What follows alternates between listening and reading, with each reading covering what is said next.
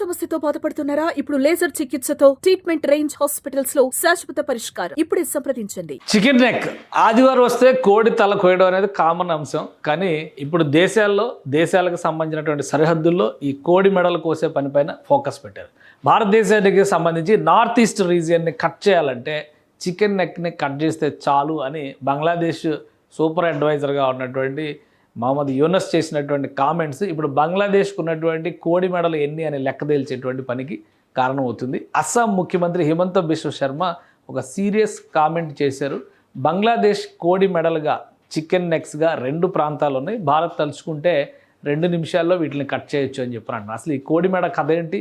బంగ్లాదేశ్ ఎందుకు దీన్ని పదే కవ్వించేటువంటి ప్రయత్నం చేస్తుంది? దీనికి ఇచ్చినటువంటి కౌంటర్ సారాంశం ఏంటి? ఒకసారి విశ్లేషించేటువంటి ప్రయత్నం చేద్దాం. ముందుగా హిమంత బిశ్వ శర్మ చేసినటువంటి కామెంట్స్ ఒకసారి చూద్దాం. ఇది ఆయన చేసినటువంటి ట్వీట్. ఈ ట్వీట్లో to those who habitually threaten India on chicken neck corridor should note these facts as well అని చెప్పని ఒక పాయింట్ ఆయన మెన్షన్ చేశారు. హిమంత బిశ్వ శర్మ ఇప్పుడు ప్రస్తుతం బీజేపీలో ఒక కీలకమైనటువంటి నాయకుడు, అస్సాం ముఖ్యమంత్రిగా ఉన్నారు. అస్సాం ముఖ్యమంత్రిగా ఉండడమే కాకుండా నార్త్ ఈస్ట్ స్టేట్స్లో భారతీయ జనతా పార్టీ బలపడడానికి, అక్కడ కూటమిగా బలం పుంజుకోవడానికి ప్రధాన భూమిక పోషిస్తున్నటువంటి నాయకుడు. అదే క్రమంలో ఇటీవల బలూచిస్తాన్ మీద కూడా ఆయనే కామెంట్స్ చేశారు. ఇప్పుడు కోడి మెడ వ్యవహారం పైన కూడా ఆయనే స్పందించారు. సో ఇక్కడ దృష్టిలో పెట్టుకోవాల్సినటువంటి అంశాలని మెన్షన్ చేశారు. అవి ఏంటో ఒకసారి మనం చూద్దాం. Bangladesh has 2 of its own chicken necks. కోడి మెడకాయలు బంగ్లాదేశ్కి 2 ఉన్నాయి. Both are far more vulnerable. అంటే వీటిని కబ్జా చేయడం చాలా ఈజీ అని చెప్తున్నారు. First is its 80 kilometres north Bangladesh corridor from దఖిన్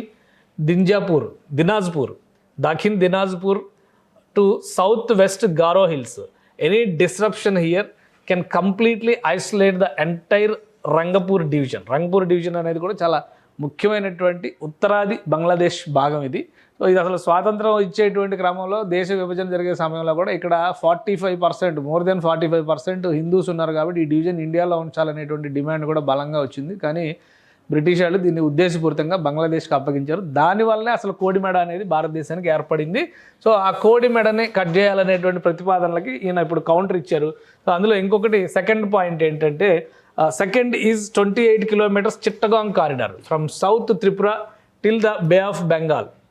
This corridor smaller than India's chicken neck. It is the only link between Bangladesh's economic capital and political capital. So I am only presenting geographical facts that some may tend to forget. Just like India's Siliguri corridor, our neighboring country is also embedded with 2 narrow corridors of theirs. So ఇది ఆయన చాలా sweet warning ఇచ్చారు. 2 కారిడార్లు ఉన్నాయి అక్కడ. Bangladesh over action చేస్తే తోక కత్తిరిస్తామని చెప్పని warning ఇచ్చారు. సో మ్యాప్ పరంగా ఒకసారి చూస్తే ఇది బంగ్లాదేశ్కి ఉన్నటువంటి 2 కోడి మెడల కథ.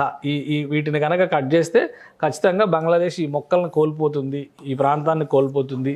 రాజకీయంగా ఇది చాలా ప్రాధాన్యం ఉన్నటువంటి అంశంగా మారేటువంటి అవకాశం ఉంటుంది. ఇది హిమంత బిశ్వ శర్మ చేసినటువంటి వాదన. అసలు దీన్ని కూడా ఒకసారి మనం విశ్లేషిద్దాం. అసలు ఇండియాకి కోడి మెడ ఎక్కడ ఉంది, బంగ్లాదేశ్ కోడి మెడలు ఎక్కడ ఉన్నాయి, ఒకసారి దాన్ని కూడా మనం పరిశీలిద్దాం. ఇది బంగ్లాదేశ్ మ్యాప్.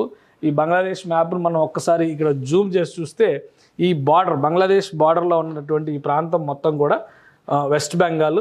సో దుర్గాపూర్ నుంచి చూస్తే ఇదంతా కూడా వెస్ట్ బెంగాల్. అయితే ఇక్కడ నుంచి నేరోగా మారిపోతుంది బంగ్లాదేశ్ నుంచి వెస్ట్ బెంగాల్కు ఉన్నటువంటి బార్డర్. ఈ ప్రాంతంలో ఇదే రంగపూర్ డివిజన్. సో ఇక్కడ కోడిమెడ, ఇప్పుడు చెప్పిన కోడిమెడ ఇదే. ఇది కట్ చేస్తే ఇది మొత్తం మన నేరో అనుకున్నటువంటి ప్రాంతం అంతా కూడా చాలా ఓపెన్ అయ్యేటువంటి ప్రదేశంగా మారుతుంది భారతదేశానికి సంబంధించినటువంటి కోడిమెడ విషయంలో. సో ఇది సిలిగురి కారిడార్ అంటారు. ఇటు నుంచి ఇటు వస్తే జాల్పాయ్గురి, కూచ్బెహార్ ఇవన్నీ కూడా వస్తాయి. ఇవన్నీ కూడా ఇండియాకి సంబంధించినటువంటి ప్రాంతాలు ఇవన్నీ. బట్ ఇక్కడికి వచ్చేసరికి ఏంటంటే ఇది ఈ ప్రాంతం అంతా కూడా బీహార్ బార్డర్. సో ఇక్కడ సిక్కిం వస్తుంది, ఈ పైన సిక్కిం వస్తుంది. ఈ నేరో ప్లేస్ని కోడిమెడ ఇండియాకి కట్ చేస్తే ఇటు నుంచి ఈశాన్య రాష్ట్రాలకు వెళ్ళేటువంటి మార్గం పూర్తిగా కట్ అయిపోద్ది ఇండియాకని మహమ్మద్ యూనస్ మొన్ననే కామెంట్ చేశాడు. సో ఆయనకి కౌంటర్ ఇచ్చేటువంటి క్రమంలోనే ఈ statement Assam chief minister, Assam ఇక్కడే ఉంటుంది, ఇదే అస్సాం, గౌహతి ఇక్కడ ఉంది, ఇగో అస్సాం రాష్ట్రం. సో ఈ పక్కనే ఉంటుంది కాబట్టి ఇక్కడ ఈ కారిడార్ ఇంపార్టెన్స్ ఏంటో అస్సాం రాష్ట్రానికి చాలా క్లియర్గా తెలుసు. అందుకనే ఒక స్టేట్మెంట్ ఇచ్చారు అస్సాం సీఎం హిమంత బిశ్వ శర్మ. ఒకసారి మనం ఇక్కడ ఈ ప్రాంతాన్ని కూడా చూద్దాం. చిట్టగాంగ్ ప్రాంతానికి సంబంధించి ఈ ప్రాంతంలో ఈ ఫేని దగ్గర ఉన్నటువంటి ఈ ప్రాంతాన్ని కట్ చేస్తే కనుక ఇది 23 కిలోమీటర్స్ మాత్రమే ఉంటుందని చెప్పన్నారు. ఇది త్రిపుర ఇండియా, ఇది ఢాకా బంగ్లాదేశ్, ఇటువైపు మళ్ళీ మిజోరాం ఇండియా, మధ్యలో మాత్రం చిట్టగాంగ్ వచ్చింది. సో ఇది కట్ చేస్తే మనకి చాలా అడ్వాంటేజ్ ఉంటుంది ఇండియాకి. ఎందుకంటే ఇప్పుడు రాజకీయం మొత్తం నడుస్తుంది చిట్టగాంగ్ చుట్టూనే. చిట్టగాంగ్ కింద ఉన్నటువంటి రఖైన్ స్టేట్ ఇది బర్మాలోకి వస్తుంది, అంటే మయన్మార్లోకి వస్తుంది ఈ ప్రాంతం. ఇక్కడే రోహింగ్యా ముస్లిమ్స్ సమస్య ఉంది. ఈ సరిహద్దుల్లో వాళ్ళు ఒక దేశం కోసం పోరాటం చేస్తున్నారు. దీన్ని కనుక విడగొట్టి రోహింగ్యాలకు కనుక గిఫ్ట్గా ఇచ్చిన, భారతదేశం కంట్రోల్లో పెట్టుకున్న, అసలు మహమ్మద్ యూనస్ చేసిన ప్రధానమైన స్టేట్మెంట్ ఏంటంటే we are the kings of Bay of Bengal అని చెప్పాడు. అంటే ఆయన బెంగాల్ కింగ్ కాబట్టి ఇండియాకి eastern corridor, north eastern corridor నుంచి ఇక్కడ దీన్ని కనుక కట్ చేయగలిగితే నార్త్ ఈస్టర్న్ కారిడార్ నుంచి ఇండియాకి సీ యాక్సిస్ పాయింట్ వస్తుంది.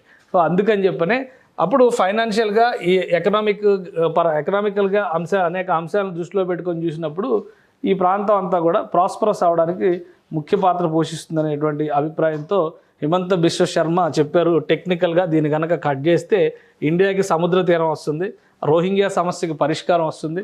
బంగ్లాదేశ్ ఇక్కడ ఆల్రెడీ బంగ్లాదేశ్ ఆర్మీతో ఈ రఖైన్ స్టేట్కి సంబంధించినటువంటి రఖైన్ స్టేట్ లిబరేషన్ ఫోర్సెస్ అన్నీ కూడా ఫైట్ చేస్తున్నాయి, వాళ్ళకి స్వాతంత్రం వస్తుంది. కాబట్టి కోడి మెడ మీద కామెంట్లు చేసే ముందు బంగ్లాదేశ్ నాయకులకి వాళ్ళకున్న 2 కోడి మెడల్ని కూడా ఆలోచించుకోవాలని చెప్తున్నారు.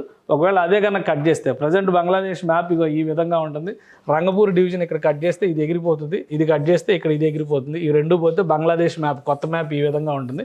సో భారతదేశానికి బంగ్లాదేశ్ మ్యాప్ని మాడిఫై చేయడానికి పెద్ద సమయం పట్టకపోవచ్చు, పెద్ద కఠినమైనటువంటి కసరత్తు చేయాల్సినటువంటి అవసరం అంతకంటే ఉండకపోవచ్చు అని చెప్పని హిమంత్ బిశ్వ శర్మ చాలా సింపుల్గా ఒక స్వీట్ వార్నింగ్ ఇచ్చారు బంగ్లాదేశ్కి.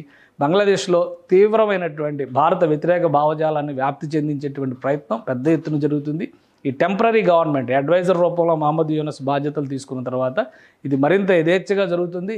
యూనివర్సిటీల్లో మహా బంగ్లాదేశ్, గ్రేటర్ బంగ్లాదేశ్ పేరుతో పెద్ద ప్రచారం చేస్తున్నారు. భారతదేశంలో ఉన్నటువంటి north east states, Bihar, Jharkhand, Orissa ఇలాంటి రాష్ట్రాలన్నింటినీ కూడా బంగ్లాదేశ్లో కలిపేస్తామనేటువంటి ఒక ప్రచారం చేస్తున్నారు.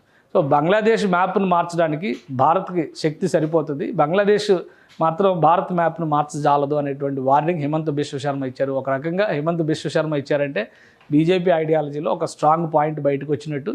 సెంట్రల్ గవర్నమెంట్ కూడా దీని మీద రియాక్ట్ అయినా ఆశ్చర్యపోవాల్సినటువంటి అవసరం లేదు. కాబట్టి కోడి మెడల మీద కామెంట్ చేసేటువంటి బంగ్లా నాయకులకి ఇది ఒక హెచ్చరికగానే మనం చూడాలి. సుమన్ టీవీలో మీ పర్సనల్ అండ్ బిజినెస్ ప్రమోషన్స్ కోసం కింది నెంబర్కి కాంటాక్ట్ చేయండి.